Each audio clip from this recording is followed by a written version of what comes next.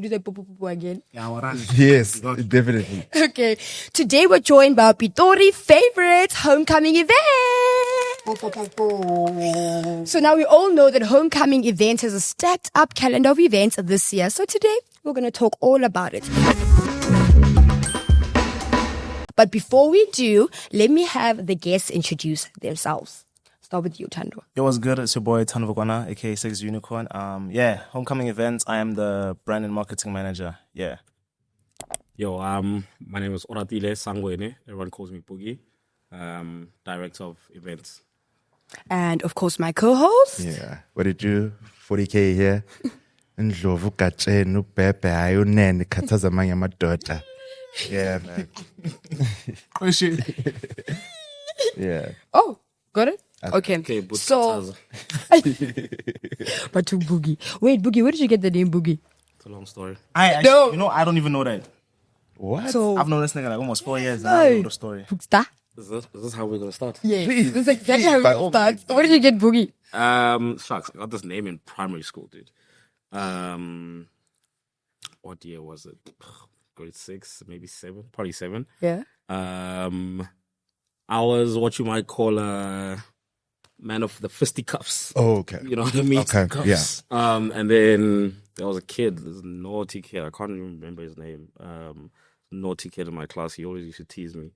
And he was like, you know, you always fighting like you're the boogeyman. You know, the wrestling. Ooh, okay, yes, yeah. Yeah, and kind of it was boogeyman, and he just kind of stuck into high school, and then Because you throw hands.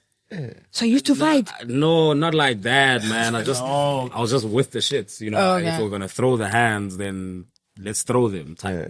But I've changed. I've since, Okay. you know, reformed. Yeah. Yeah. I thought it was just about we dancing. believe Like, that, you get the boogie going. Like, I thought it was about dancing. I can't dance to save my life. These hands are made for loving now. Yeah. Okay, so now back to homecoming. I mean, pretty sure everybody knows what homecoming events is, right? But now, for a person who maybe doesn't know what it is, how would you explain it? What is homecoming events? Homecoming Events is a events and marketing company. Started 17 years ago by our founders. Actually founded like basically on the UP Tux campus. You know, so the basic idea around it was once everyone got out of matric, sort of, and everyone would go to their respective universities. It started out as like a picnic where, you know, because we all now live in different parts of the country, we can do this little thing at the beginning of the year, every year, and it's like our homecoming, you know, before we go out. And obviously over the years it's grown a lot. We do a lot of, you know, our own events and then third-party events, experiential marketing. You know, we've sort of helped a lot of companies, you know, small and big, with their marketing or even event execution. So name your flagship events. It's Friends Like Me, it's Homecoming Africa. Yeah, so flagship events, Friends Like Me, Homecoming Africa, City Takeover. And which one is your favorite? My personal favorite, probably Homecoming Africa. I think because my introduction to Homecoming, the company, was through Homecoming Picnic. Okay. And just sort of the scale of it is very enamoring. Like it's a really, really, really huge production. And the challenge, I think, is what draws me to it. Yeah, and Tando, your favorite? My favorite is between two. So I think there's also two other properties we have. Hatfield Freshers and Tshwanefontein. Yeah. For me, it's between Hatfield Freshers and Homecoming Africa. Just because, like he said, my first introduction of homecoming was through Hatfield Freshers. Yeah. When I was like at Tux, and I'm like, yo, what's this homecoming thing? Yo, this Freshers party is lit. It's crazy. Yeah. So it's also very rowdy, you know. That's where the mosh pit is at. Yeah. That's where they're at. Yeah. And then Homecoming Africa, because of like it being a huge, like it's a festival. Like it's not just a show. It's like 2 stages. Kamokele Kompo, Kamokele Piano. Then it's hip hop. Then it's this. Then it's that. So between those two, those are my favorites. Yeah. So since you're already explaining the vibe of each event, I might as well. So let's start with Friends Like Me. Remember, some people probably don't know about it. Yeah, they've never So been, please yeah. explain the vibe, yeah, friends like me and Homecoming Africa and Hatfield Freshers, you know? Yeah. I'll explain it from like brand and marketing Yeah. POV. He'll explain like the logistical. Okay, cool. point. And I'll say from like a consumer. Yeah, then you'll see. Yeah. So, friends like me was started as an idea of having a picnic. So Okay, wait, I'm so sorry. Yeah. So wait, you said Homecoming also started a picnic. So did friends like me come from that? Not really. yeah, not really. Okay. We'll get to We'll it. get into it. So friends like me, the whole idea was so we had Tshwanefontein is like our probably most known property at Yeah. the time. And yeah, we had come to the decision like, yo, we've been pushing Fondane. It's been a good 6 years, and you don't want to like, you know, eventing is like it's a science. You know, there's cycles. Events have cycles, and we felt it was time to introduce a new property, but stepping away from the Fondane type event setup with you know DJs primarily on the lineup, maybe one live performer. It's not that many people. We wanted a real outdoor live experience. Yeah. You know, having people perform with bands, having you know, come as a patron with a picnic Yeah. blanket and a basket laid down and Yeah. music. And then maybe when it hits 6, 7, then we go. Yeah. So that's what Friends Like Me is. You know, it's a place where you can come and, you know, either you coming for the piano and the groove at the night in the night, or you coming Yeah. for the daytime people who perform with their bands, like Emanana, like Zola 7, who we just had. And even I think from the curation of the lineup, we curated it so it speaks to, you know, the old and the new. So Yeah. if you clocked with like every Friends Like Me lineup, there's always like a generational acts, like a Mafiki Zolo, a Ringo, a Zola 7. And then you blend that with, you know, other live performers of a newer gen. So like your Bongeziwe Mabanda, Yeah. your Manana who we just had, and then of course to top it off, the icing on the cake. Yeah. And you say, you know, the people who are out in the streets right now, you can have a Kabza there, you Yeah. can have a Calvin, Babano there. So I think it's a well-rounded experience, a curated lineup. yeah. And yeah, that's the whole idea of Friends like Friends Like Me. I think I even touched on the logistics a bit. I don't know. Yeah, no, it's cut. Took your flow. But yeah. Always biting my flow. Always biting me. And Homecoming Africa? Homecoming Africa, I think you can touch that one. Yeah, so Homecoming Africa experientially is very different to, you know, the other shows. Yeah. Obviously, one, because of the scale, you know, we're doing 10,000 people, 2 stages. And so it's, like Tando said, it's very festival. So sort of everything that you want to take out of a festival experience, you know, the multi-stage, walking around, exploring the sort of different activations, or different spaces of the festival. It was sort of born out of Homecoming Picnic, in the sense that when we had End of an Era in 2015, we felt that Homecoming Picnic at the time had run its course. You know, I think the last picnic was at Silver Falcon Rugby Club, and that was 16,000 people. Damn. I was in high school. Yeah. It was the last one, and obviously people had that thing like, oh, it's the last one. What's gonna happen after this? What if there's nothing after this? And so pretty much half of Pretoria came to Gauteng, half of Gauteng, whatever. And so the idea was to transition from that single stage bash type of event and transition into Homecoming Africa, which then is full festival. So we actually started with like 3 stages. We're at Fourth like a monument, and then, you know, over the years, COVID happened, what. So there's been a lot of sort of disturbances. And then we took it back to Botanical Gardens, where ironically is where Homecoming actually started, Homecoming Picnic. Yeah. And now, you know, with 2 stages, we still want to sort of give people the festival feel, the festival experience.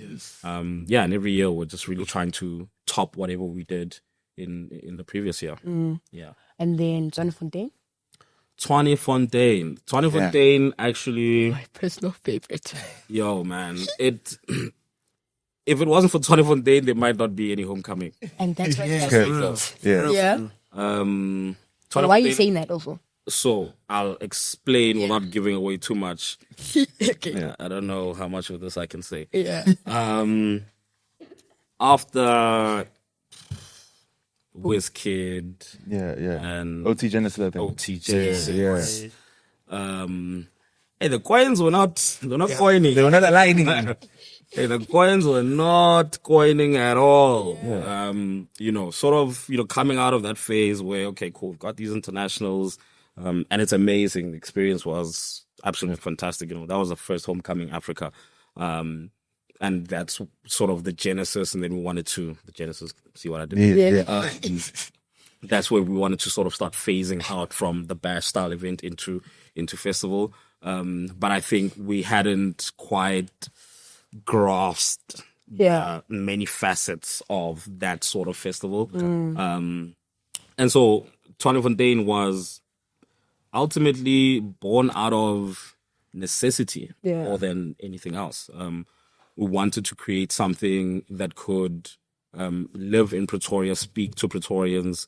In fact, when it started, the concept was for it to be multiracial, multicultural, right? So we had partners who were white, and they did their sort of white event, and the idea was to bring these two different crowds together.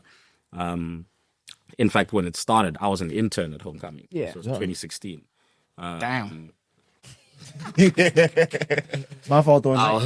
My fault, OG. I was an intern. I Tuli Kiupilo was my boss. She was event manager at the time.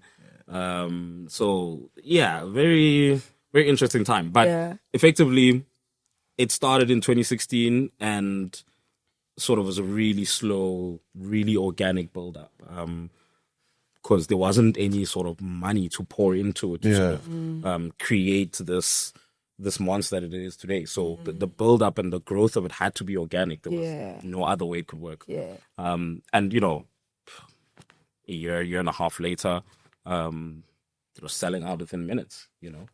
So that's the Tshwanefontein story. And we lived with it for like 6 years, and then ultimately we decided, like Tando said, that we feel that it's come to the end of its lifespan. And we wanted to make the transition into things like Friends Like Me, and so we couldn't do everything at the same time, especially back then, because again it was just after COVID. Okay, we don't even have the team that's going to be able to carry all this work. I think that's also when the Breakfast Club came, if I'm correct, just after. Breakfast Club was like deep inside COVID. Like the minute, it's interesting. Breakfast Club was a concept that was actually sitting somewhere. Wow. Like it was just a concept. It was actually supposed to be called the Big Brunch. Yeah. Yes. It was actually just a concept, just one of those things we want to do. We're thinking about doing sometime in the future. No real timelines attached to it. And then COVID happened, and so we were having sort of these weekly little catch-ups, myself, Katleo, Tabs, and a few other people who were in our core team at the time. This was before Lil Bro's time. Yeah. I was in uni, bro. I was trying to make it out, dog. And so we decided, okay, cool, let's take this Breakfast Club concept and adapt it to sort of the current climate. So immediately when Gavi came out and they said, you can do outdoor gatherings for 250 people, we're like, this is it. At the time I was in Rustenburg.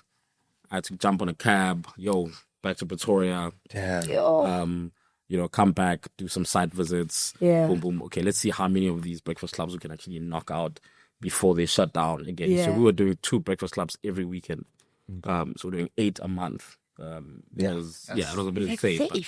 Again, breakfast clubs, one of those things that kind of held us down. It wasn't even so much a cash cow. It was overheads. An amazing branding exercise. We remained relevant and we remained top of mind in a time where a lot of sort of event and entertainment companies were kind of like, shutting down. And also, because we started with Tshwanefontein, why did you guys bring it back? Was it the demand? Streets gotta eat. I think we were able to like balance out, like he said, like we took it away to bring friends cool, when we're at a comfortable place with friends, like we have enough people on the team, like we can bring it back and it won't like affect the quality of any other events. So And yeah, the streets love it though. What's PTA without it? Yeah. And another favorite, Sun City. Yeah. A 3-day, ne? 4 day. Isn't it like a 5 now?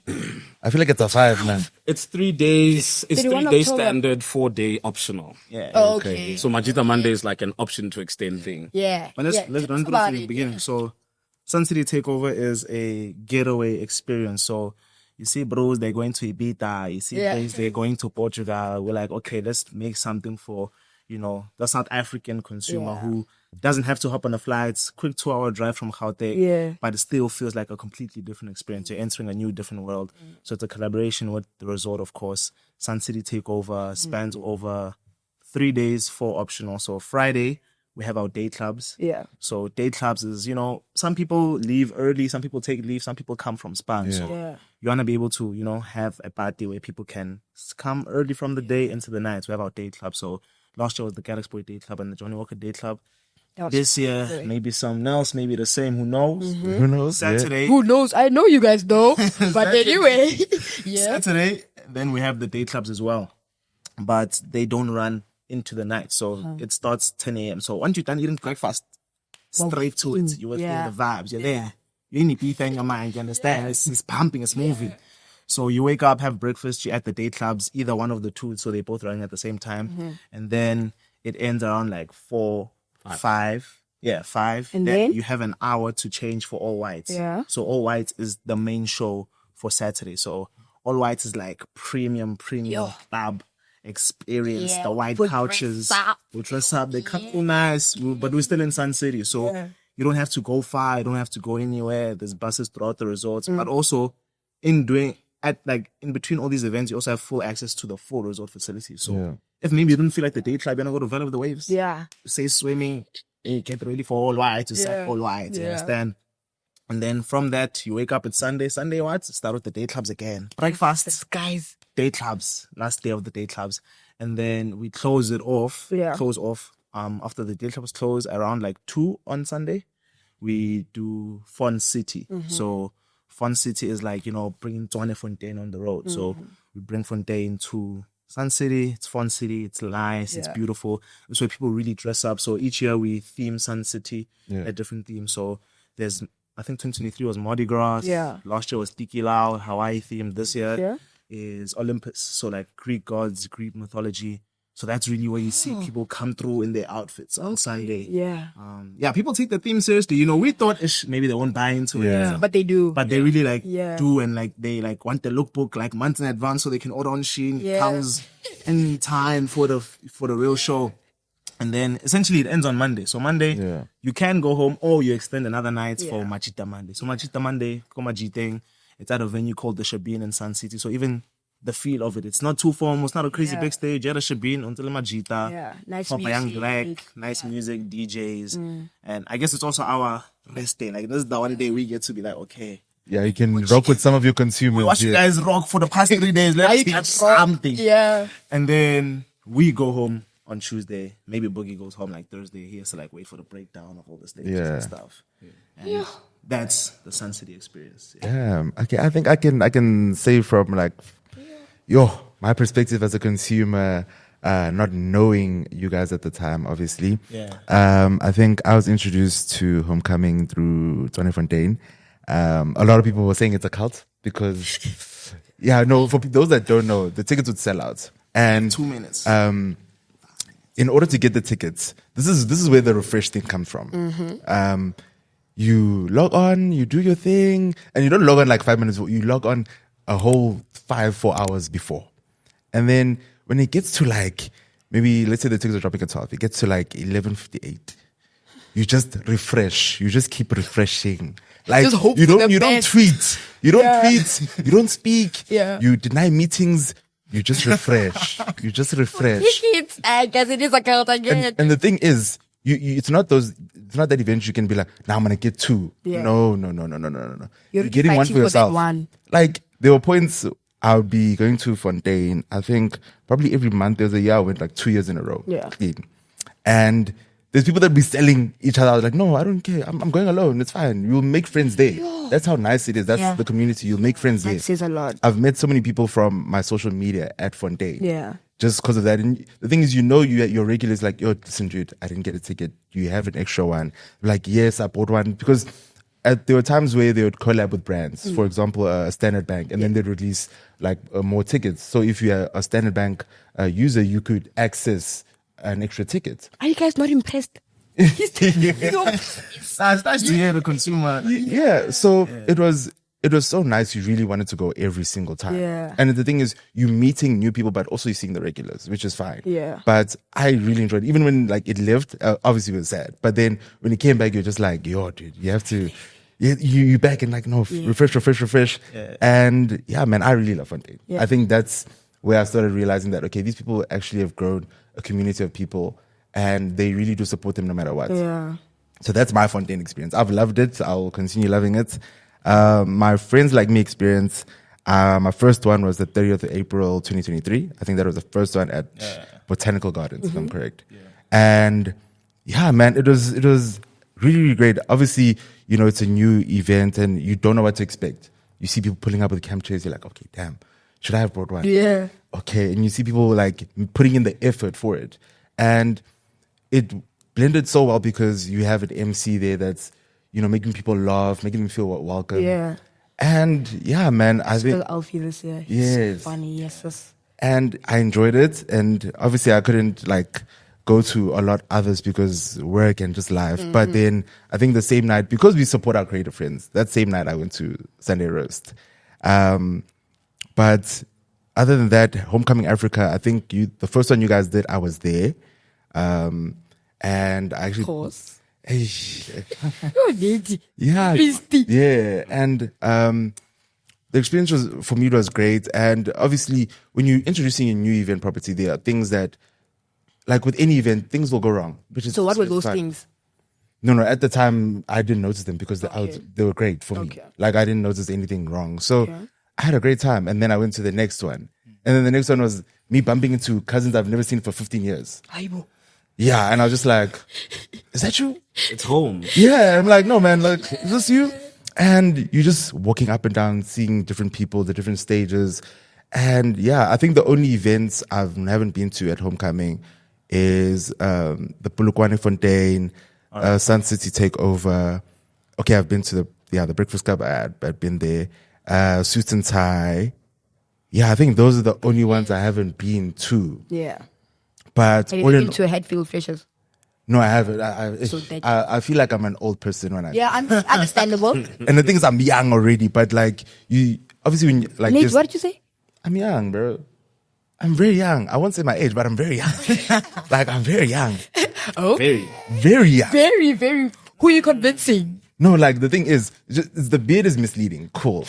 Bear in mind, my beard started growing in grade 9, so it's very misleading. In what? Grade 9. Yes, it's very misleading. that I'm oil. very young. The thing is, What oil are you using? Like plug tattoo. we're like, Awesome. when you like, I used to go to like Pretoria just to hang out, Hatfield, go to the social club, chill, have hubbly, and you're just sitting there like, no man, I feel very old, but I'm really young. Yeah. So I've never been to Hatfield Freshers. I haven't been to Artists on the Rise, but you see it, and you see the vision they putting out there and what it's all about, and you support it. And you're like, okay, cool. It's not for me, Yeah. but whoever comes out of those festivals like Artists on the Rise and events, you'd be like, okay, cool. I love this. And then that person, whoever gets big, they'll tell you like, no, I started at Hatfield Freshers. I started at Artists on the Rise. So it's a community. Pretoria really supports their own. And from a consumer, it's nice to be welcomed into it. Like they don't make you feel left out. So from a consumer's point of view, I've enjoyed every event I've been to. Yeah. Yeah. And then now Hatfield Freshers. Tell us the vibe. Hatfield Freshers, man, it's for the kids. Like it's rowdy, like it's outside. So imagine you're in like first year, you know what I'm saying? You just registered, you got your student card there, you know what I'm saying? You don't know anybody. Maybe you know a few people from high school, and you hear like, oh, yo, what's the first thing we're doing? Like, what's the first thing we're going to? And it's Hatfield Freshers. So for a lot of the people who go there, I think it's their first introduction to homecoming events as a patron. Because I mean, you're in high school, you're underage. Yeah. So we also try to make sure that your first experience better be like one of the best, because you all remember your first freshers. Yeah. You remember your first party, whether it was a good thing or bad thing. Yeah. You remember? You remember it. So we try our best to make sure it's memorable for a good reason. Yeah. So, and yeah, I think it's grown a lot from when I was in like uni, and I went to Hatfield Freshers for the first time. It was at Loftus, so I was like dope. But now it's grown to the extent where we shut down the whole of Burnett Street in Hatfield. So like we shut down the whole street, and now imagine you're living on those razors there. Yeah, I know. Watching the street get shut down 2, 3. Like you're like, what's happening? Like you have to be a part of it. So shut down the streets. Even the way the lineup is curated, it's all the people who are hard right now, all the people who the kids listen to. You know, you have your OGs perform at an event like Friends Like Me out of respect, because you know that's their market. Yeah. And then you have the younger cats, across multiple genres. So like from your hip hop to your piano to your compo, perform at Hatfield Freshers, where the kids will give you that energy. You can mosh pit, Yeah. When we're having a picnic at Friends Like Me, we're not trying to mosh pit, there's the moms was there, you know what I'm saying? The older people like Bobuji. Yeah. They can't move like that. But Freshers is where Just accept it. you move. You have fun. Yeah. It's So which event requires the most work?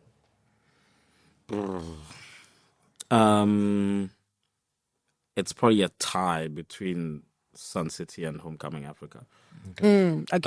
For marketing, it's probably Homecoming Africa for them. Why? Okay, yeah.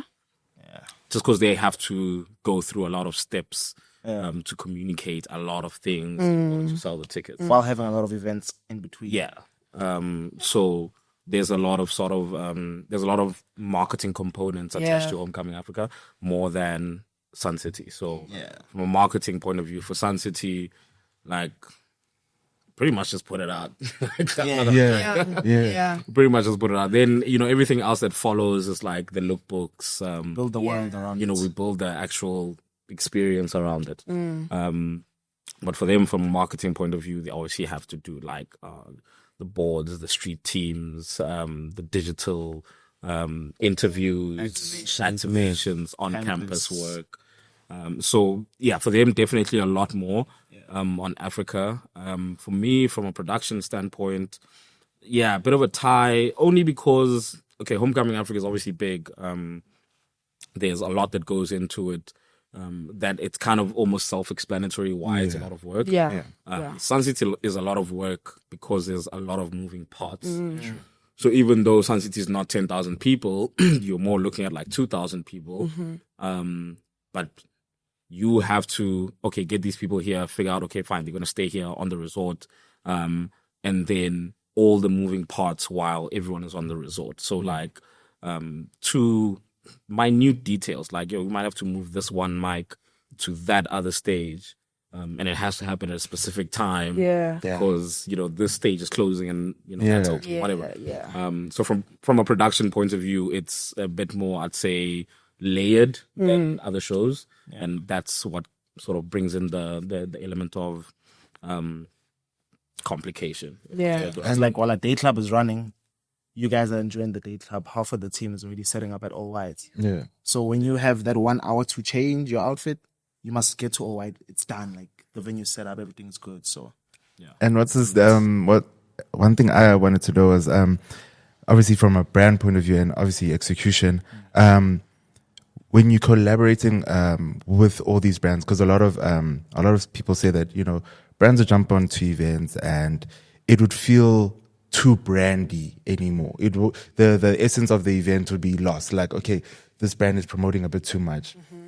And I've seen you guys collaborate with a lot of brands, and it's worked in your favor. It doesn't feel like it's too brandy. How have you guys positioned yourself in a way when you're collaborating with these brands that, we still remain a community, but you guys can jump on board and this is how we're going to work? How do you guys communicate that to your consumers? I think how I would explain. So we brand and marketing, events and execution, and there's a third department, sponsorship and strategy. Yes. So they are really like the ones who are curating ways in which brands pop up at different events.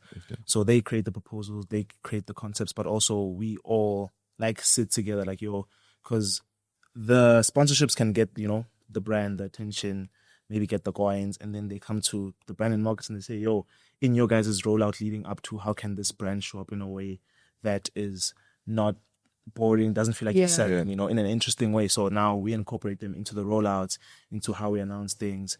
And then they, sit with, events and execution, say, okay, on the event day, how can we have this brand show up and not just be a stand and just give out flyers? And how can they like really, really make an impact? And I think one of the perfect examples is the Galaxy Boy Day Club. Yes. So first of all, sponsorship and strategy, reaching out to a brand that makes sense for what we're trying to do. So not every brand can just do a Galaxy Boy Day Club. You know what I'm saying? Hey, let me not mention what brands can't do, but let me just say, you have brands pop up in different spaces for different reasons.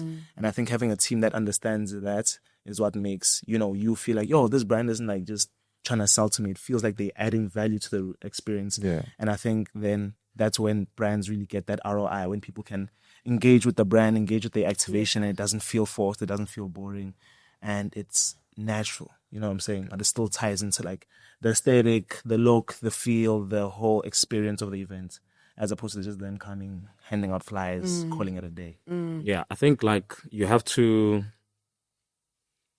keep the main thing the main thing. Yeah. So the main thing for us is we put on shows, right? Yeah. We're an events and marketing company.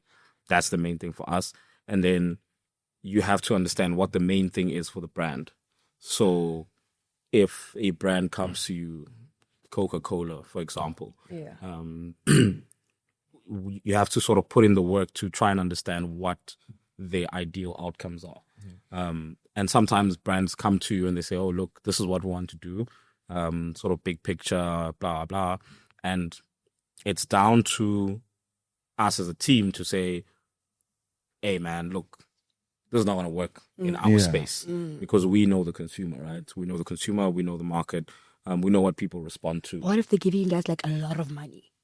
So that's the thing, right? I don't want someone who's going to give me 100 Rand today. I want someone who's going to give me 20 Rand every month for the next 5 years. You know what I mean? I hear you.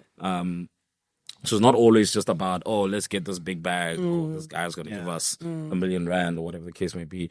We've worked with brands where we worked with them and they gave us money once and then you never heard from them again, right? And so for us, again, it's keeping the main thing the main thing. I want to help you achieve your objectives and your goals as a brand. So what is it for you? Are you trying to generate leads? Are you trying to get liquid on lips? Are you just trying to put yourself out there as a brand? What are the different objectives for the brand? And we work on that to ensure that they actually get value out of it. And that's where the sell is for us, is that you have to get value out of it and the consumers have to feel like this is a valuable thing happening within the event. And then everyone's happy, consumer comes to an activation, you do something, a prompt, whatever, you get something out of that. The activation gets what they need, we get what we need, everyone is happy. So unlike just, okay, just show up and, do whatever, we'll sort of go into the process of actually advising you on what would work best in the different spaces. And thingy, there's actually another event property we didn't touch on. Please touch on Mufasa for those people, those that don't know. And how do you get to the point where every event property you drop is a complete sellout? Like it's sold out. Everyone wants, is there key elements that you guys use to be like, this event will be successful? You just have to drop Like the flyer. a formula, you know? Yeah. Okay, so let me maybe start on Mufasa. Yeah. Okay, so Mufasa is our soccer tournament / netball tournament now.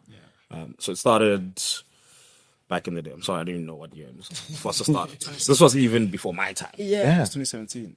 And so the idea was to get people who are industry peers, industry friends, to come together, play a soccer tournament for charity, right? It's the Groove Champions League, right? Nandi United Football Association of South Africa, Mufasa. That's what it is.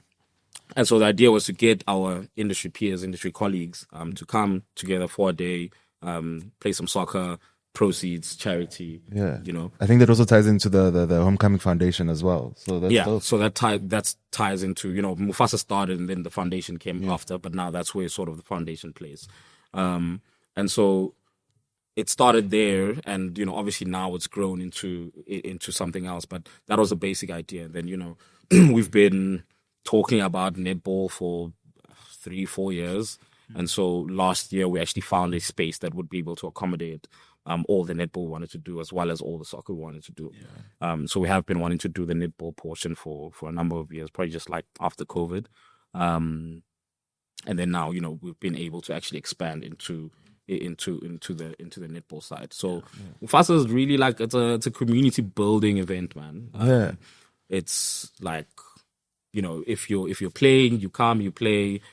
We're not playing for Telkom knockout, bro. Yeah, it's just have fun. Trying to go pro. Yeah, like, we're not going pro here, dude. Like, just relax, And even from a consumer side, we come with your cooler box, come chill with your gazebo. People come there with their brands, they show up, whether it's merchandise, whether it's whatever company you want to put up your gazebo. It's really just for everyone to come together and, build this community that we all exist in. So, whether it's us helping young guys with their merch brands or sort of younger guys with their consulting, engineering, you'll see all sorts of, if you look around and you walk around Mufasa and you look at just like the gazebos that are there, you'd be like, okay, people are sort of advertising whatever companies they work for their own in that space. And that's what the space is designed to do. It's designed to bring everyone together. So whether you're entertainment or you're an engineer or you're a doctor, everyone can sort of come to the space and build a community here with us. Okay, and that's actually a wonderful thing because you say you started out with the internship. Yeah. And the same thing with you. Yes. So how is the internship like helping? Has it helped you, and how has it helped other people that you've seen come in and leave? Maybe Tano should take it because my internship was like 100 years ago. Remember? Almost a decade ago. So I think how it helps is, so I was an intern in 2022. So I was doing my final year at UP. Saw homecoming post. I'm like, hey, yo, I got these guys. Like, you guys are the guys who did the freshers now. So I applied, got in, couple of rounds, made it through. So it's an annual program we do.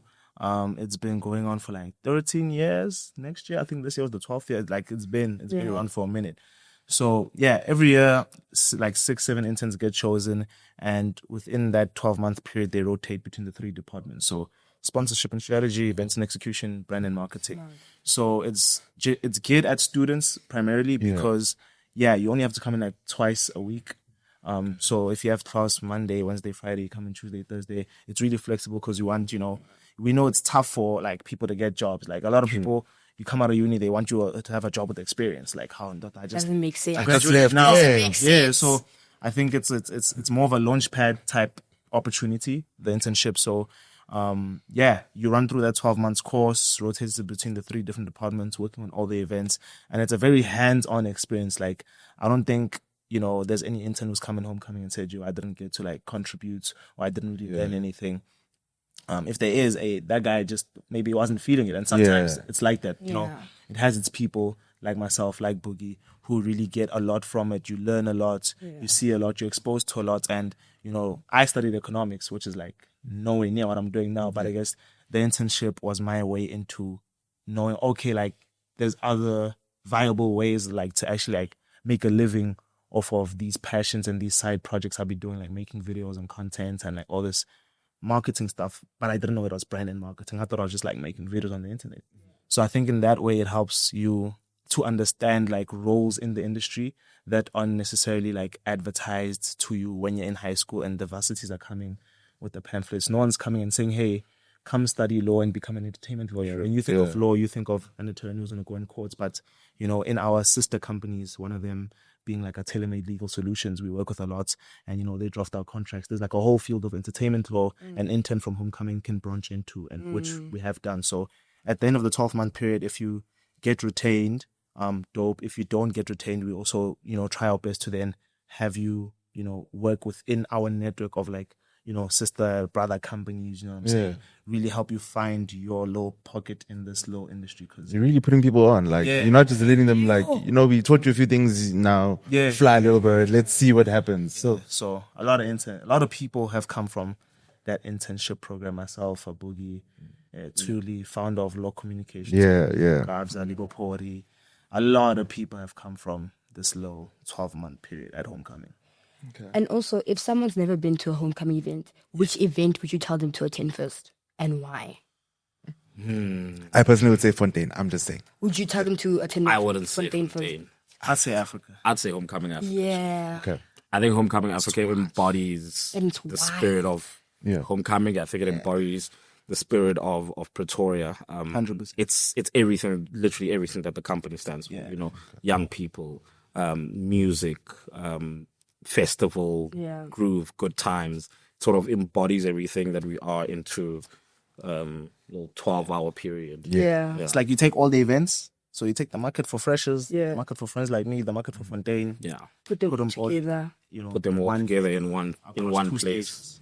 Yeah. So that's your biggest, right? Yeah. With the 10,000 people. 10,000 people. Jesus. And I think you guys have hit 5 million attendees, if I'm correct, like across Like across 17 years. I think like 5 million attendees. That's insane. And I also wanted to know, how's the process in terms of curating so many different event properties? Because from my insider trade, it's, you know, because I've bumped into Tando a lot at Groove. He probably doesn't notice me, but I've seen him a lot at other grooves.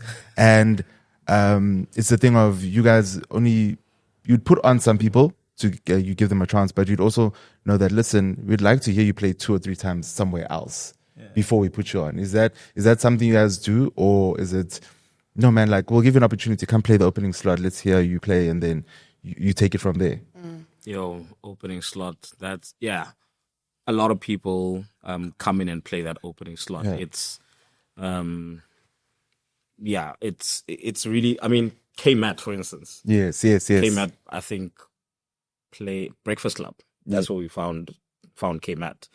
She DM'd at Tabs and was like, yo, I'm a DJ, can I come play? We're like, yeah, just cool. to practice, really. Calm, like, come play. You can even come play while we're setting up if like the sound is ready or whatever. Okay. So we're always more than happy to sort of give people those opportunities. Because ultimately, like, we fully believe that everything that we do it's for the benefit of the entire industry. Yeah. So no, for real. It's not just a homecoming Pretoria thing. Like, you know, you reap what you sow, and we want to sow sort of the best things. And in terms of curation, you have to study it, right? Yeah. Like Tando said earlier, you have to be outside. You have to know exactly who you're trying to sell to. This is like marketing 101, probably. You know, who's the target consumer or target audience? And what are these people consuming right now?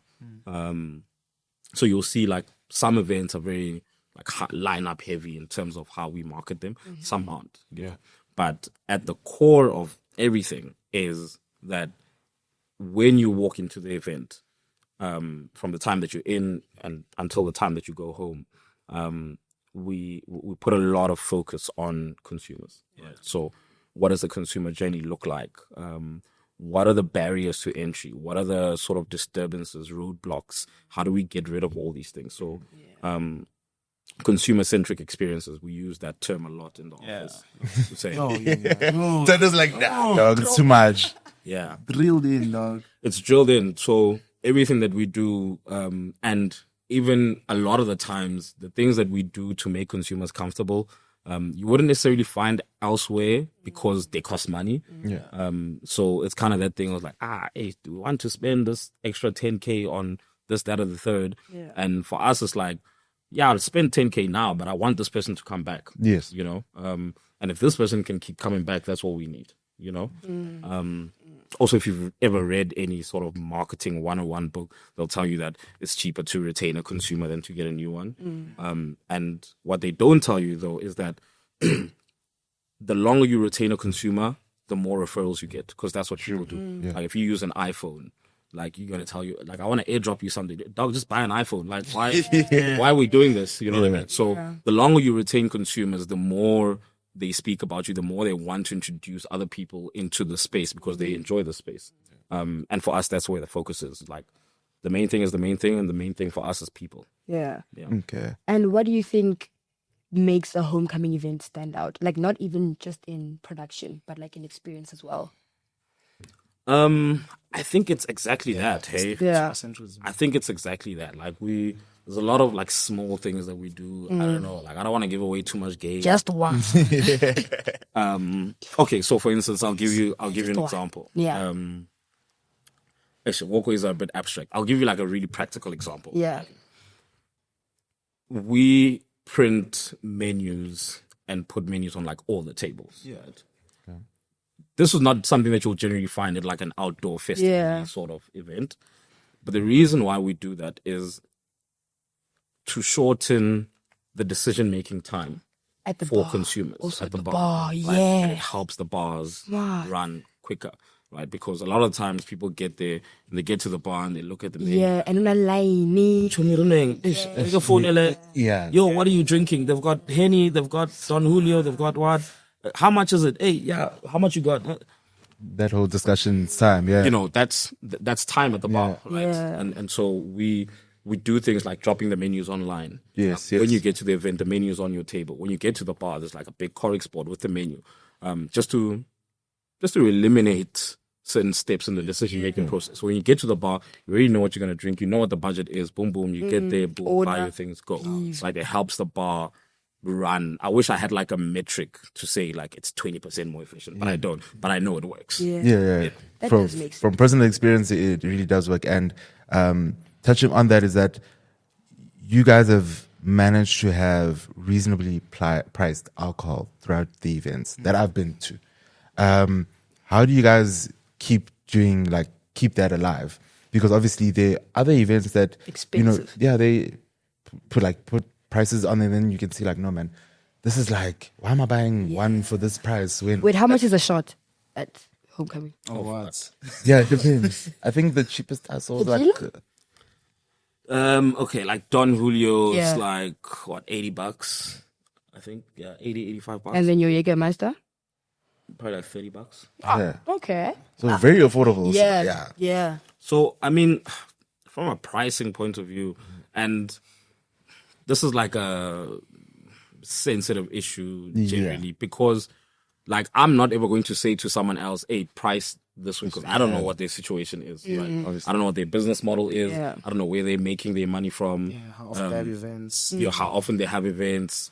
That's them, right? Yeah. But for us, again, it's like I don't want to take out or extract all the money I can extract from you once, right? Yeah. As a consumer. So everything that we do is always based on you as a consumer. And that's why we also go to events. Like whenever we can, we're going to events. Yeah. Because we want to experience what's out there and want to know what are the things that we don't like about events, and what are the things that we do like about other events. And like, How we can try you guys to be different? Yeah. how can we be different, but also how can we incorporate these different inspirations that we see other people doing, right? So we very much believe in benchmarking, like, yo, go outside, go see events. Like R&D. if the interns want tickets to go to UR, like, well, buy them the tickets. Like, yo, here's the tickets. Go with big bro Tando, give Tando a little money, go buy the kids a bottle, you know. Like, go out there and actually experience what other events are like, so that you can have, you can contextualize what we're doing here as well, right? So from a pricing point of view, I mean, pretty much before every event, I sit with the bar guys and we do pricing models. So like we have a model that we use for pricing, and then that model will sort of shift and adjust depending on the event. And, you know, depending also on the associated cost. So for instance, it's a lot more expensive to run a bar in Sun City because like Yes. bring in a lot of people, stock has to move, and, you know, So that you know, you'll find that there are pricing adjustments for something like a Fun City, but it's also just being hands-on, you know, like, you know, a lot of events, they might not be running their own bars. Yeah. True. So Yes. they kind of just leave it to the bar company to set the prices and do all of these things. Yeah. And the bar companies, I'm telling you right now, they're going to wax. Yeah. Of They're not concerned about your consumer, because even if your event tomorrow is not here, they're still going to be a bar company tomorrow servicing other clients. Yeah. So whether they're selling Don Julio for $4,500 or not, That's none of their business. Yeah. Whether your consumers are happy with the pricing or not, that's none of their business. So I would just say to people out there, just be involved in the steps of setting pricing. And also, what's your, I can't believe we survived this moment as a company. COVID. Oh my Just goodness. COVID? Now I want you to tell me about that PR disaster that happened in 2022 and how you guys bounced Oh, I think back that was my from that. That was my how did we survive it moment. Because that was the first time I was introduced to like a problem. Yeah. And how did you guys I joined bounce as an back? intern. Homecoming, we got motion. Everything sounded hard, we floating. In Homecoming Africa, so we used to do Homecoming Africa at Fort Raka Monument. Yeah. Had, like this bus system where, you'd park at Hatfield Freshers like across the street. And Yeah. the buses would bring you in. So coming in, it wasn't really that much of an issue. But leaving the gig was where the issue started because like guys got drunk, things happened. Some bro beat up a bus driver, and now the bus driver is saying, now we're stopping the buses. But you at the back of the line, you don't know why the buses are stopping. Now you're like, why are the buses stopping? Yeah. I gotta walk all the way out to the venue. And that was like the first like, what are we doing? How much is gonna sell out next year? Yeah. But then you do the work. So first of all, you address it, you speak to the people, you get like all the feedback in, and then you make the event better. So going into Homecoming Africa 2023, we said, okay, cool. This bus thing was an issue. If guys are late, it's gonna stop the bus service. How do we, solve it? Let's find a venue where we don't need the bus service. Yeah. Boom, we move it to Botanical, the Botanical Gardens, to PTA, make the experience better. We do the work. We listen to the consumer because, without you guys, there's no us, vice versa. You feel so it's important that you actually taking feedback, because a lot of people in that moment would have just nice like, hey, dog, relax, like we host the events, you the consumer, we know what we're doing. But that's where a lot of people die in thinking that they know everything. You should always be open to learning, always willing to like listen to the people and what they have to say. And when you make a mistake, you make a mistake, but then if the consumer sees that you listen to them and you make the adjustments in the next event, they'll ride the journey with you because they're okay, it was a mistake, it happened, we're still gonna go with you because you guys actually listen to us, you actually care for the experience we have. So and that's crazy because that same, I was there for that Homecoming Africa, and I remember it so well because I was coming in and obviously Curation, and then I Ubered there. When I got to the door, obviously I bump into Boogie, I bump into like a Sibu, I bump into a Tabs Degrees, and because it's so many people and it's amazing. And I've been to so many events and festivals. I'm like, I'm from Joburg. This is too many people. That surge, I'm going to run away from it. Left early. I left early. By the time I got home, everyone's like, yo, we're stranded. I'm like, how are you stranded? There's a bus service. Yeah. I didn't know what was going on. And that's just my thing. I love leaving early. I don't want to be, I've been stranded before off the groove. And I've learned a very hard lesson. So I always make sure that, okay, you know what? I'll try to see that act I want to see. But then I'll be like, no, man. You know what? I know Irish exit. I can't. Just leave. And you go back again for the next one. And that's another thing I love. You guys have learned how to take criticism, which other event organizers don't. When you tell them like, hey, dude, you could have fixed it, and they just be like, hey, man, I'm the one who's been doing this for the longest time. Yeah, Don't listen to me. You know what I mean? And that's not a nice thing, but we offer this advice and we tell them, but they don't take it in. And hey, what can we say? It's such as life. And touching on the point of like going to other events, between the two of you, which other events do you guys like going to, or which events do you frequent? Yeah. And what did you learn from those events also? What's one thing that impressed you? What event do I frequent? I wouldn't say there's one that I frequent per se, just because like genuinely never get to go out. Yeah. Because obviously everyone's trying to do events. Yeah. That those 2 weeks, month end. Yeah. Last week, first week. Yeah. So most of the time we've got clashes with other shows. Yeah. But what I will say is the shows that I do enjoy when I can attend. You are Kunye. Of course. Soundset. Yeah. You are Kunye for the music, man. Like okay. Like, yo, put me there in no hip hop, no piano, no, just Pregetle the whole day. That's me. Yeah. Love that. You are for the music. That's my favorite part about it. Well, you are in Kunye. And then Soundset. Soundset is just for the culture, man. Yeah. It's a powerful, powerful movement they've got going in there. So Yeah, they I just go to, talk to industry colleagues. Oh, yeah. Industry colleagues. Yeah. I go see the industry colleagues, what the kids are doing. Yeah. Come on. Yeah. Sure. Wena, Tando? For me, events I frequent and I enjoy. And I've seen him at most of these, yeah. Narrowby, Kids Love Jazz. Like I really like jazz, and there's not a lot of jazz events. And Yeah, there isn't. yeah, they really put together a nice lineup. Why don't you guys come through with a jazz event? I do You are capable. I Time. know. Why aren't you saying Everyone anything? has Is it coming? I want my 20%. What's that right? Everyone has their pocket, everyone has their thing. Yeah. But yeah, I enjoy Kids Love Jazz now by Cotton Fest. I enjoy. I try to culture, go the every. look. Yeah, like it's very personal. Cause Yeah. we- But you think it's still the same? Yeah, I think it's still the same. It's really dope. Genuinely. Like, especially if you're at the very first Cotton Fest. If you were there at the first one, there was one stage. Then Yeah. and now. Yes, it's the same energy, same vibe. It's even bigger. But it shouldn't stay the same. And I Yeah, think true. people need to move away from that sort of thing. Yeah, that too. I don't think we should be, like I've heard people say, oh, it's a hip hop event. It's not a hip hop event. Yeah. Yeah. Like Ricky always say, Yeah. Ricky said, listen to the kids. And now Exactly. everyone's doing everything except listening to the kids. The kids. Yeah. True. Like now some old heads talking about, it's supposed to be a hip hop event. Relax. Yeah, there's a whole hip hop stage. Like relax, OG. This is not about you. This is about the kids. And in terms of what they've been able to do with the kids, like they've done that. It's been working. You know what I mean? So, Yeah. And now your dream lineup.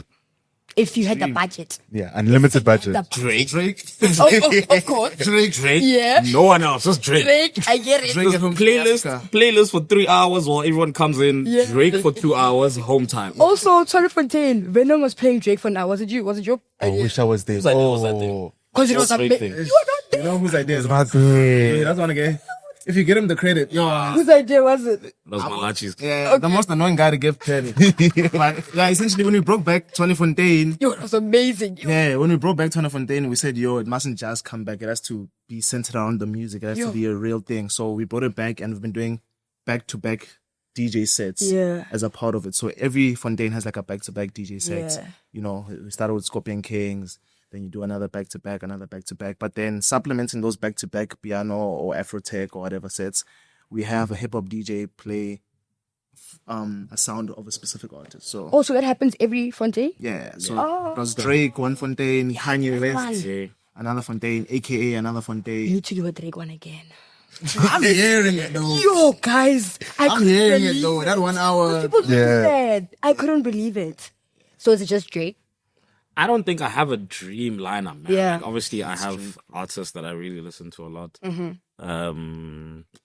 Yeah, it'd probably be like a lot of Afrotech. So like, Big YOMZANSI, Yeah. Ox, Drake, Gabza. Yeah. It's a lot of bros we've worked with also. Yeah, and like It's only just Drake who. that's the thing about working in the industry. I don't think anyone who does the job that we do has a dream lineup because like, yo, I've heard these guys, dog, like all of them. You know who I haven't heard? Who? Drake. Yeah. okay. And now with your current budget, which artist would you like book over and over and over again? You know that artist that's like never late and yeah, you can depend on this, or when you book this person, I feel like I know the answer. They won't be late and I feel like I know this answer. There's actually a couple, bro, Yeah, there's a couple, man. Like an artist that like we book regularly. and always artists rely that- on. Yeah. Kabza, man, that guy's really professional. Yeah. Yeah. Like, I won't lie. Like, when you guys see Kabza, he's gigging everywhere and like his longevity, It's because everything he's he's been able to professional. do is because he's professional and he has a team that believes in what he's doing, but a team that's also professional. Everyone has a job. Like, hey, if you're the driver, you're the driver, dog. Don't touch the right open the Hennessy. You're the driver. Yeah. You need water, Red Bull, yes. It's Yeah, what's no up? talking. You camera guy. You're the camera guy. You know. Yeah. Really professional, man. Like Kabza will come earlier than some up and coming DJs. That is I'll tell you that for a fact. That is great. Do you want to name any DJs who are always late? Yeah, like really, really professional. Oh, I thought you were going to actually name DJ DJs that are always No, they know themselves. We don't have to. Yeah. They know themselves, yeah. You scared me. But yeah, Kabza, of course, anytime, dude. Yeah. Professional guy. And what's the wildest request you've ever gotten from an artist or a sponsor? Hey, I know one of it is there was a rider with riders. cigarettes, Riders. bro. What?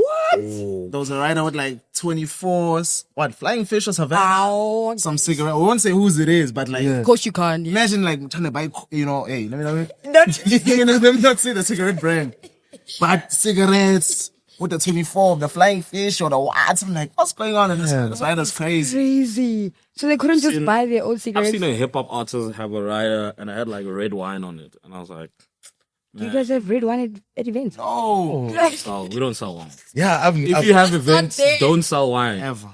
Why does it end? Hey? The ROI on wine is horrible. Oh, okay. If me and you Noted. drink one bottle of wine, Yeah. that's like $500. Yeah. We're cooked for the night. Yeah. Just say. Oh, noted. Okay. Yeah, I can't really think of anything really wild. Yeah. Outside of this particular. The cigarette one. Yeah, the cigarette one was weird, bro. Yeah, it's artists and their riders, man. It's a thing that like we do. It's done. You know, we should probably abolish riders. Yeah. Sure. I'm not gonna say that. I'm not saying that. Yeah. But we understand it's part of the work that we do, and you know, some of the artists do us favors as well, and we do them favors. So there's a little symbiosis going on. So. And what's this? We have this. We actually had David, a fundraiser, on here, and he said we wish we could have like the Fun City, and many event properties for that weekend. So his example was you have a Fun City. Bear in mind, you guys already do this, but his version was, you know, you have a Strictly, so you have a UR, you have a Never Rush, and then you have a Sunset, like on that weekend of different days. Would you guys do that? If you could curate it your own, would you have, which event properties would you have over that weekend period? In your personal, this is personal, not as a company, personal. I wouldn't do that. Okay. That's a lot, bro. And I'll tell you why. I'm saying I wouldn't do that because it is incredibly difficult to try to replicate sort of the energy and the culture of an event when you embed it into another event. Okay. Yeah. Like obviously we've done it with UR and Sun City. Like I said, I love going to UR. The UR in Fun City is great because you're in Fun City. Yeah. Right? But it's difficult to embed that culture into a different event. So that's not something that I would necessarily subscribe to. Okay. Yeah. I'd say maybe what he was trying to say is curate different experiences with you know, collaborating with different people. So like maybe you could curate a Afrotech stage at a festival. Yeah, in the same and then way, it's yeah. curated by Shimza and Dark and sort of, you know. That, yeah, sure, we could hear that. Or I could hear that. But I don't think I'd go like, yo, let's do a sound set in Fun City. Because now it's like, okay, you've got a bunch of people who have never been to Sunset, maybe. And and now you're trying to keep that Sunset energy and it's just not there. Yeah. You know, and if it falls flat, then it's kind of like, is this weird? So, nah. Okay. And 'Cause- also, No, sorry, because, you know, maybe we could have a house of YMZ at Fun City. You never know. You never know. Guys are marketing. we want to have a house of us in Fun City. Guys are marketing. Also, if you could like collaborate with any festival brand in the world, which would it be? And which homecoming event would you pair it with? Tomorrowland. With what? With It's which so good flow, dog. With Homecoming homecoming Africa. Africa? Yeah. Say, you too? I was gonna say Tomorrowland. Yo, bro. Nah, bro, won't be that. Nah.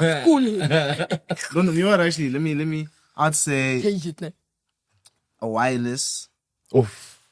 But what Like- would you pair it with? with like Freshers, bro. In terms of the Cage, yes. The energy. Yeah. Yeah, agreed.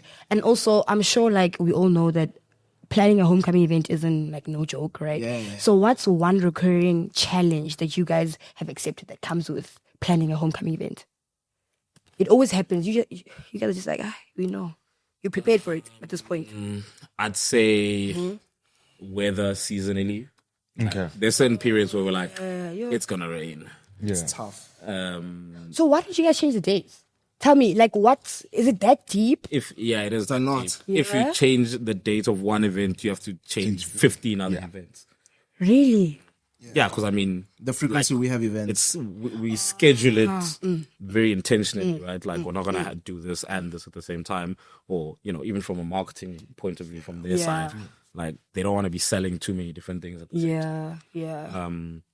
So, and here's the thing about weather: you can move the date, and it'll still rain. I get Put on that You new clean the date. food. Yes, Yeah. yes. One thing about the weather.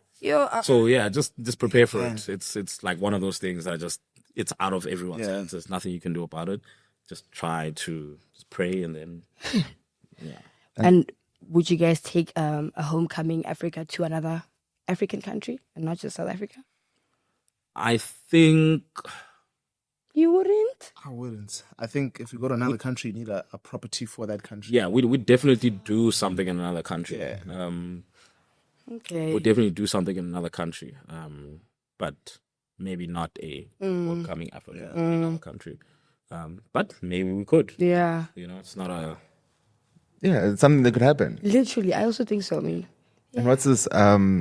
With so many people starting like their own event properties, what issues have you seen them, or what problems have you seen them like do that they could fix? I think for me, it's like guys don't really want to invest in like the consumer journey. So like little things like if I get to an event and I don't know where the toilet is, that's a problem. So just things like paying for signage and like it's extra cost, but like some events, some people don't do that because maybe they're just starting, they haven't like thought of that yet. But that's one thing that's small, but like makes a huge difference. Like people just need to know where things are. I need to know where the bar is. I need to know where the toilets are, where the food is, if there is even food. So yeah, like withholding information, I don't understand personally. Like just let the people know as much information as possible before coming to the event. So when they are there, it's a easy like calm to maneuver experience. around. Yeah. And also, homecoming is on the 4th of October this year. Yes. So it's bigger, right? Yeah, we have more artists than last Yeah, year. it's crazy. Charisma. Where did you guys even... Hey. Thought of charisma. That is so random. There's a guy in our office, his name is Justine. Yeah, shout out He was like Justine. charisma. He does all our lineups. Love that, guys. Should we charisma? Dog. He's a dog. Yeah, Justine's a lot. Like he's behind a lot of the lineups, bro. He's the guy. Amazing. And how's it different this year? What should people expect? Oof, okay, I think so. I mean, starting with the theme. So this year's theme, we really tapped into like African surrealism. So taking, elements of African culture and mythology, all that, bringing it first of all onto the artwork, onto what you guys see online. Oh, what's this? The colors, the patterns, the African landscape on the posters, making it like feel like homecoming Africa. Like, you think of homecoming Africa, you close your eyes, what do you see? That's somewhat the idea we had. Yeah. And I think when you speak to, so that's like how it looks online, how you guys are interpreting it now.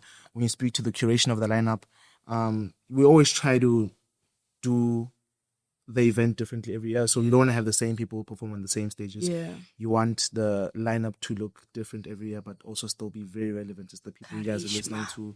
You understand? You want that. But I'm telling you, I'm that coming. reaction. Yeah, you want that reaction. You want to cater for as many people as possible. Because I mean, 10,000 people. It's not 10,000 Tandos who listen to hip hop. 10,000 people who listen to Peggy.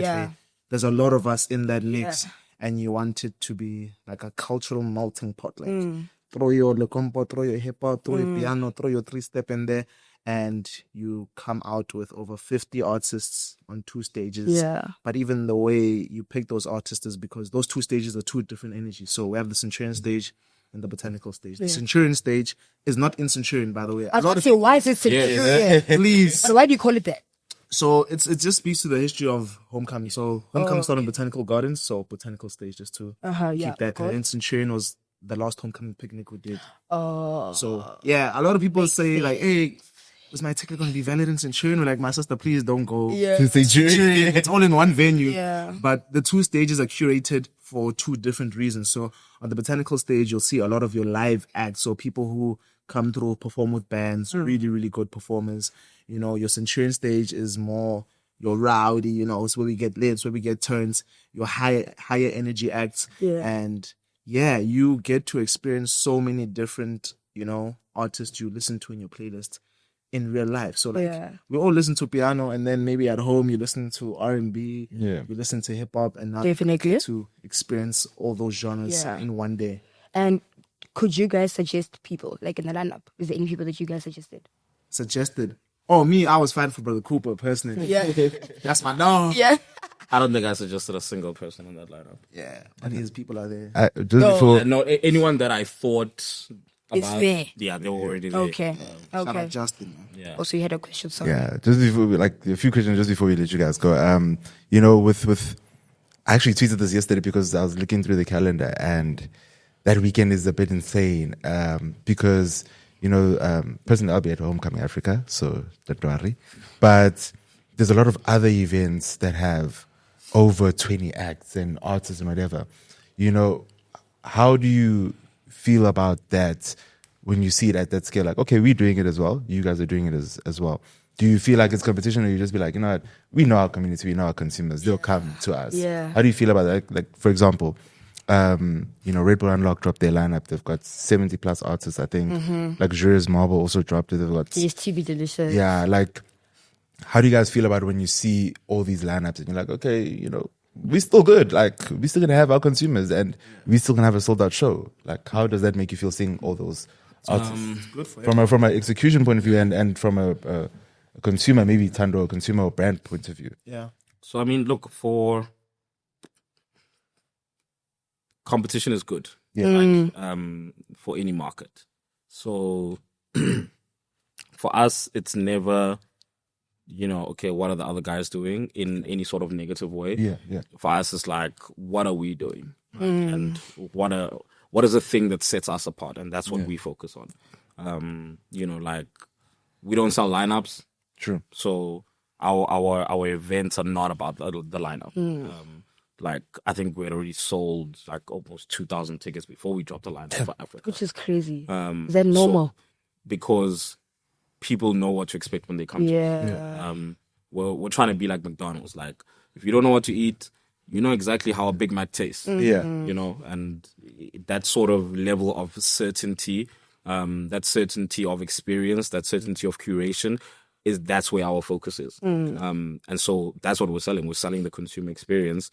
And yes, come for the consumer experience, and then Karishma is going to be there, and Yes. and Momo's going to be there, and it's going to be great. Yeah. Right.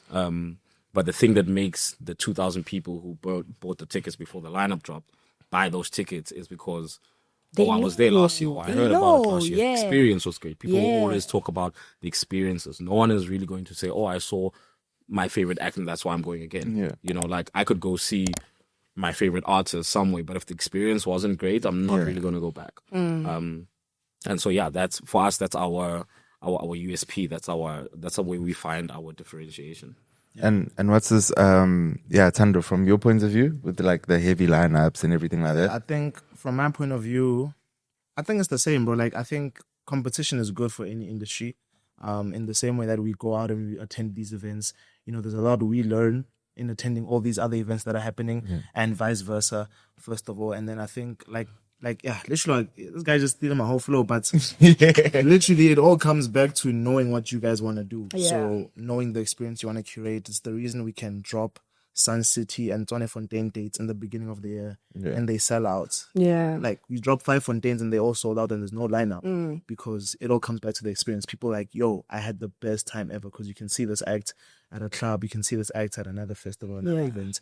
But the experience they had specifically at Tshwanefontein or at Homecoming Africa is why people will then, you know, buy that early bird ticket, because they know it's worth it and it's going to move. And then when the lineup drops, it's just going to keep moving. Yeah. Not necessarily just because of the lineup, but because of the feeling I had when I last attended the event. So yeah, it all comes back to that, really. So competition is good. Like, it's always good. Like, I think also just from, if there's more people in the industry, if you look at it from a brand's point of view, more people, more festivals, more brands are willing to play and see value in investing in events. Yeah. So it's a good thing, because, you know, Homecoming can have all the sponsorships and all the events, you know, Sunset, Masoso Touch, you know, Kids Love Jazz, all these other events, properties, or DSTV, all the things you mentioned. If everyone is, you know, curating and working on events and doing it at the highest level, when a sponsor comes in and they come to our event, or they go to a DSTV, or they go to another event and invest wherever they put their money in, they get their ROI, and it's important for all of us, because if one person does good, another Yeah. will do Yeah. good enough. Yeah, it drives money into the industry. 100%. Yeah. If there's only one player or two players in the game, then it's kind of like, why would a bank invest in the sort of stream? Yeah. It's so niche. That's so niche and no one else is doing it. It's just you niggas. But if there's 10 of us doing this thing, then it's like, okay, there's actually a case study. Yeah. And we can actually invest in all these separate properties and hit different targets while doing that. Yeah. Also, speaking of lineups, we all know that like DSTV dropped Don Toliver, right? So now people are complaining and saying that maybe Don Toliver isn't for DSTV because of the crowd. So what do you guys think? I miss Do you guys agree? I miss it, Don. No, but like the crowd, you know how is Don Toliver for DSTV? Delicious. I think there's some really smart people who are working at DSTV Delicious. And I don't think those people would make that decision without data. Right? So you might think, oh, DSTV is for like an older crowd and Bokongsi and whatever. But someone might be sitting in there in a data room and saying, well, Not really. last year, 10,000 people who came to Delicious were between 25 and 30. 2000. Yeah. You know, and Yeah. the people who listen to Don Toliver were like between 20 and 30 or whatever the case may be. So I don't think they'd make that decision without some sort of insight Yeah. into whether or not it would work. I mean, they had Burna Boy last year. That's not really a complete Yeah. departure. Yeah. Busta Rhymes as well. Like, So, like, what are we actually talking? Agreed. Thames, they've had Thames. Like, And the it's- terms as for Bokogzin. I they're agree. speaking sort of across the board. Like, Yeah. whether you're 19 or you're 45, you can Come. attend. And Yeah. that's what you need for a festival at that scale. Yeah. You know, it's a lot of people. Yeah. Because you don't want your consumers to outgrow your events as well. I think they understand that, like, the old guys are getting old. Like, you also need to introduce some younger bros who are going to live with the brand for the next 10 years. because there are some people that that are young, they listen to Lauryn Hill, and there's older people that also listen to Lauryn Hill. So I listen to Lauryn Hill. across all like ages, you ticking off boxes like, yo, Yeah. Gotta get them into the cult nice and early. At Freshers, you need it. yeah. You meet them at Freshers, they come with you all the way to Sunset. Yeah. But yeah, actually, I have to give a shout out to. I know he's gonna scold me for this, but shout out to Rendai for doing your guys' flyers. Like, Hey, I really enjoyed flyers. Come on. Easy. Yeah, so I gotta give a shout out to him. That's man. the homie. He comes through with the flyers, definitely. Okay. And that's it. Is there any questions from the floor? Yeah, absolutely. So, look, in an ideal world, we have the funds to make the dream happen. So, I mean, we've done it in sort of a smaller scale. So we've done like Mposibina. We've done some players from Namibia. We've done it, just maybe not at that scale where it's like, oh, Wizkid or, you know. From other African countries. But that's the idea. That's what we'd like to get to.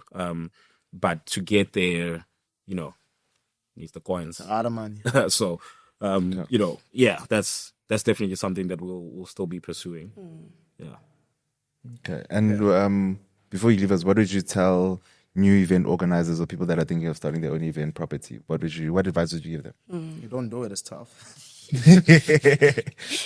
Yeah, it's not glamorous. Yeah. So don't do it if you're in it for the glitz and glam. It's not glamorous at all. I promise you, it's not glamorous.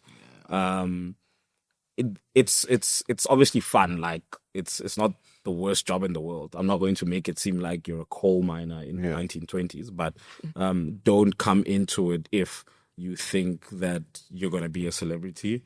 And yeah, I mean, really just invest your time into your craft, whether you are a photographer or you are a marketing specialist, or, you know, really just put in the time into understanding the different facets of your job. And if you're, you know, coming in and say, okay, you want to do your own events, I don't even want to say like do it for the right reasons, but don't do it for the wrong reasons. Yeah. You know, and yeah, benchmark. Go to other events, dude. You do not know everything. no one knows everything. True. There are some cool things that you could see at other places, and there are some things that you could see at places and say, look, this is not what we want to be. So it really, benchmarking helps you identify yourself as well. To say, okay, this is what we want to be, and that's what we're going to stick to. And the hope is that other people who believe in the things that you believe will then come with you on that journey. Yeah. Yeah. Okay. That is it. There you have it, everybody. Everything you need to know about homecoming. So check out their Instagram and check out their what do you call it? Your calendar. Wait, your tickets are probably sold out, right? But we got a little something coming for yours. But homecoming Africa is sold out. No. No. Hey, Not buy the yet. tickets, bro. Okay. Buy the tickets. Get the tickets, come through, support the gents, and yeah, we'll see you in the next episode. Now kiss the camera. Bye.